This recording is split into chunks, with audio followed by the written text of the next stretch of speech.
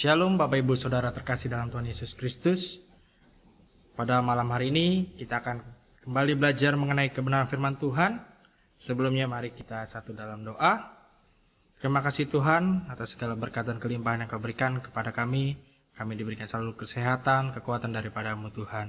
Sebentar kami ingin belajar kebenaran firman-Mu ya Tuhan. Berikanlah kami hikmat supaya bisa memahami kebenaran firman-Mu ini Tuhan. Di dalam nama-Mu kami berdoa dan mengucap syukur. Haleluya. Amin. Bapak Ibu Saudara terkasih dalam Tuhan Yesus, pada malam hari ini saya akan membagikan kebenaran firman Tuhan yang terambil dari Markus 6 ayat 30 sampai ayat 42. Bapak Ibu bisa membuka Alkitab maupun Alkitab dalam handphonenya. Saya akan membacanya terlebih dahulu. Bapak Ibu bisa menyimak dari handphone atau Alkitab Bapak Ibu Saudara dengan judul perikop Yesus memberi makan 5.000 orang. Kemudian rasul-rasul itu kembali berkumpul dengan Yesus dan memberitahukan kepadanya semua yang mereka kerjakan dan ajarkan.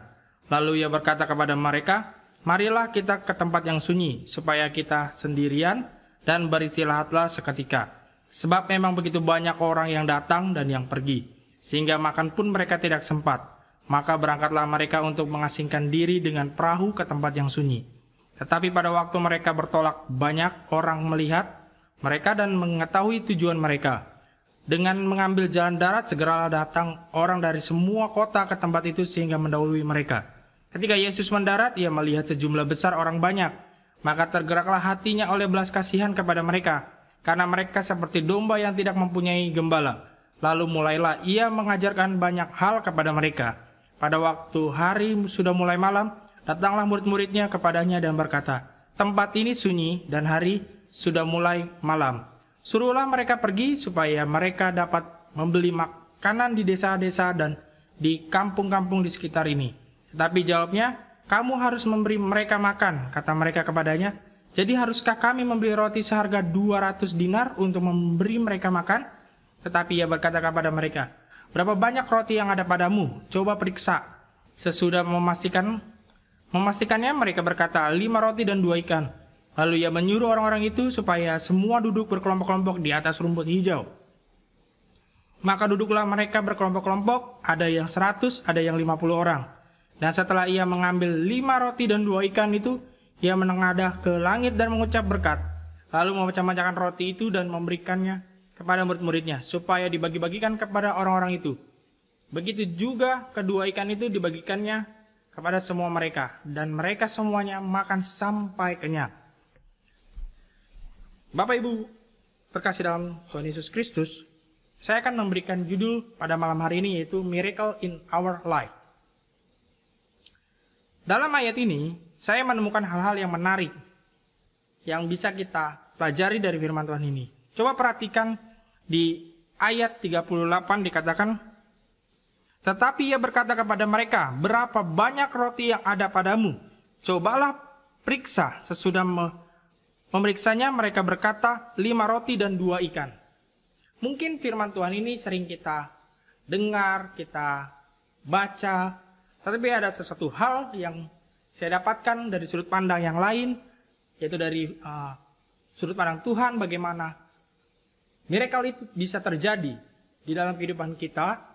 Ada 3 hal yang harus kita pelajari pada malam hari ini, yaitu pertama, Tuhan tidak membutuhkan kita untuk memikirkan bagaimana caranya miracle atau keajaiban itu terjadi dalam kehidupan kita. Perhatikan di ayat 6, Markus 6 ayat 37 dan 38. Dikatakan begini, "Tetapi jawabnya, kamu harus memberi mereka makan." Kata mereka kepadanya, "Jadi haruskah kami membeli roti seharga 200 dinar untuk memberi mereka makan?" Tapi ia berkata kepada mereka, "Berapa banyak roti yang ada padamu? Coba periksa." Di ayat firman Tuhan ini dikatakan, di ayat 37 bahwa murid-murid Yesus berkata kepada Yesus, "Apakah kami atau murid-murid Yesus harus mengeluarkan uang 200 dinar untuk kasih makan orang-orang yang saat itu ada?" Tapi Yesus tidak perlu kepada murid-muridnya itu, tidak perlu kita memikirkan bagaimana bisa memberi makan. Tapi Yesus menyuruh kepada murid-muridnya adalah, coba cek apakah di antara mereka mempunyai bekal atau mempunyai makanan. Dan murid-murid Yesus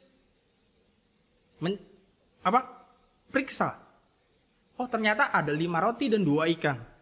Disinilah Tuhan mau tunjukkan kalau miracle atau keajaiban dari Tuhan, kita tuh tidak perlu memikirkannya bagaimana cara Tuhan bekerja. Tidak perlu kita memikirkan bagaimana Tuhan mendatangkan sesuatu keajaiban.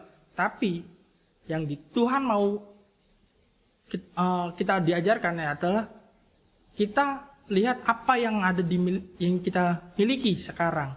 Apa yang ada di sekitar kita. Bagaimana caranya, itu urusannya Tuhan. Kita tidak perlu memikirkan bagaimana itu bisa terjadi. Yang kita lakukan adalah lihat di sekeliling kita, lihat apa yang kita miliki, dan itu yang Tuhan mau ajarkan kepada kita. Poin yang kedua adalah Tuhan melakukan lebih dari apa yang kita pikirkan.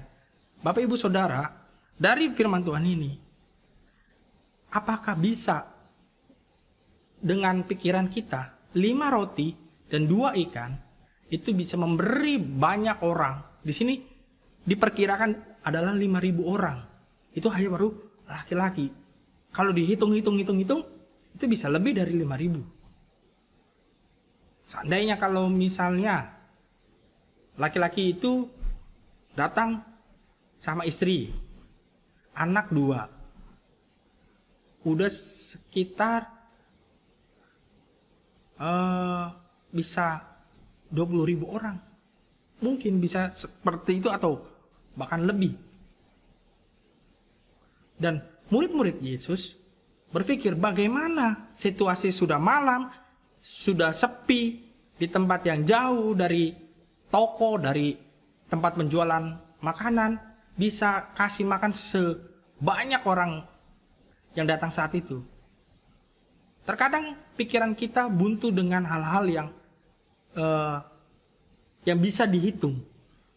Yang bisa, gak mungkin saya bisa hidup seperti tengah kondisi sebegini dengan kondisi tabungan saya sekian, vaksin belum ketemu, segala macam, saya harus membiayai sekolah anak-anak saya, keluarga saya, segala macam. Mungkin pikiran kita berkata tidak mungkin.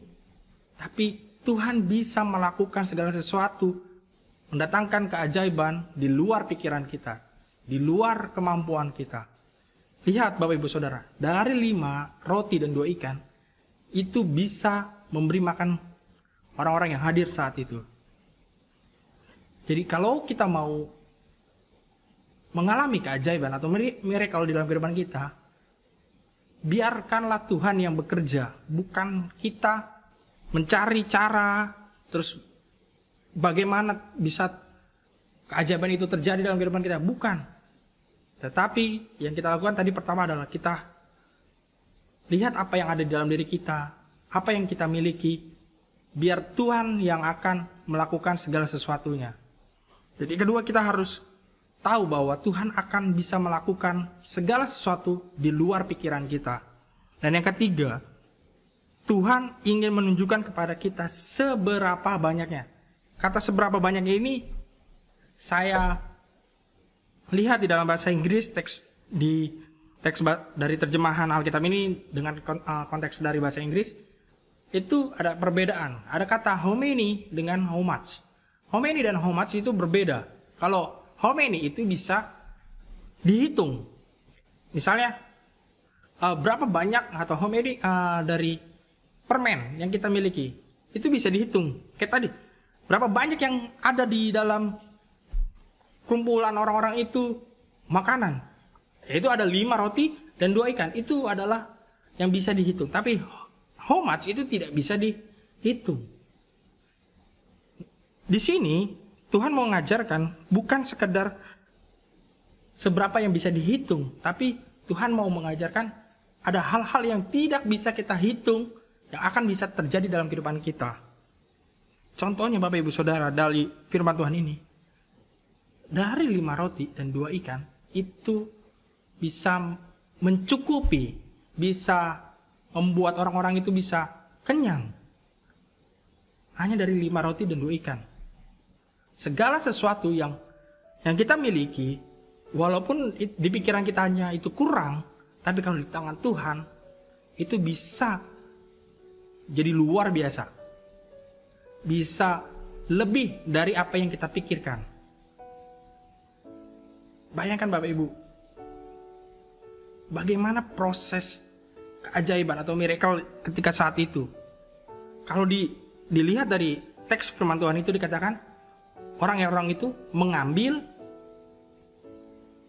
dari roti itu, disobek dan dia makan dengan secukupnya dia. Sampai dia benar-benar kenyang. Bukan berarti, setengah, terus kita makan. Terus, yaudah kasih yang lain. Enggak, sampai dia kenyang baru kasih ke orang lain. Sampai ini, sampai semuanya sudah kenyang. Itu dikatakan di firman Tuhan, masih sisa 12 keranjang. Kalau dipikirkan secara pikiran kita manusia, itu mustahil. Tetapi Tuhan bisa melakukan itu di luar pikiran kita. Jadi Bapak Ibu Saudara, ketika kita sedang menghadapi masalah, kita sedang lagi mengalami kesusahan, menghadapi tantangan dari pekerjaan, keluarga, segala macam, ingat, keajaiban masih terjadi. Tuhan bisa tunjukkan kuasanya kepada kehidupan kita. Tuhan mau mengajarkan kita bahwa Tuhan tidak membutuhkan pikiran kita untuk mencari bagaimana miracle itu bisa terjadi. Tuhan tidak mau kita memikirkan, Tuhan tidak mau memikirkan, supaya kita tidak memikirkan bagaimana cara keajaiban itu terjadi. Tuhan bisa melakukan apa yang lebih dari pikiran kita. Tuhan juga ingin menunjukkan kepada kita keajaiban itu bisa lebih besar dari apa yang dipikirkan kita tadi. Mungkin kita, saya punya uang sekian, harus bisa mencukupi segini untuk sekolah, biaya sekolah anak, kebutuhan di rumah tangga, segala hal. Situasi seperti ini belum tahu kepastiannya kapan selesai, tapi kita yakin bahwa keajaiban itu masih terjadi dalam kehidupan kita. Dan ingat, dari firman Tuhan ini, bahwa Tuhan masih sanggup mendatangkan kuasanya di dalam kehidupan kita. Kita harus ingat bahwa Tuhan tidak membutuhkan kita untuk memikirkan caranya keajaiban itu terjadi. Tuhan bisa melakukan keajaiban lebih dari apa yang kita pikirkan.